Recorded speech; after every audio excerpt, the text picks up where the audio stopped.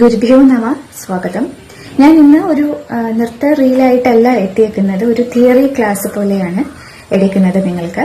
അതായത് നമ്മൾ പഠിച്ച അടവുകൾ, ഓരോ അടവുകളും നമ്മൾ പഠിച്ചു.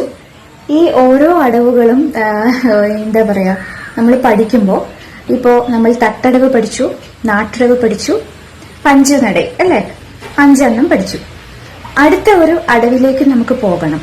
അപ്പോൾ ഞാൻ പറയാം, ഇനി അടുത്ത ഒരു അടവും കൂടി നമുക്ക് സ്റ്റാർട്ട് ചെയ്യണം. തട്ടിമെട്ടടവ് എന്നാണ് അതിന്റെ പേര്. അപ്പോ തട്ടിമെട്ടടവ് എന്ന് പറയുമ്പോൾ പഞ്ചനട പഠിച്ച ഒരു കുട്ടിക്ക് തട്ടിമെട്ടടവ് പഠിക്കാൻ എളുപ്പമാണ്. അതിന്റെ കാല് മാത്രമാണ് നോക്കുന്നത്. കാലിൽ കുറച്ച് വ്യത്യാസം, ആ ഒരു വെക്കുന്നതിൽ മാത്രം വ്യത്യാസമുള്ളൂ. ബാക്കി പഞ്ചനടയുടെ അതേ തിസ്രം, ചതുരസ്രം അതുപോലെ തന്നെയാണ് 5 അളവിലും പോകുന്നത്. അപ്പൊ ഞാൻ അടുത്ത ക്ലാസ്സിൽ തൊട്ട് അത് തുടങ്ങാം. അപ്പോൾ പേര് തട്ടിമെട്ടടവ് എന്നാണ്, പഞ്ചനടയുടെ വേറൊരു രൂപം കേട്ടോ. ശരി.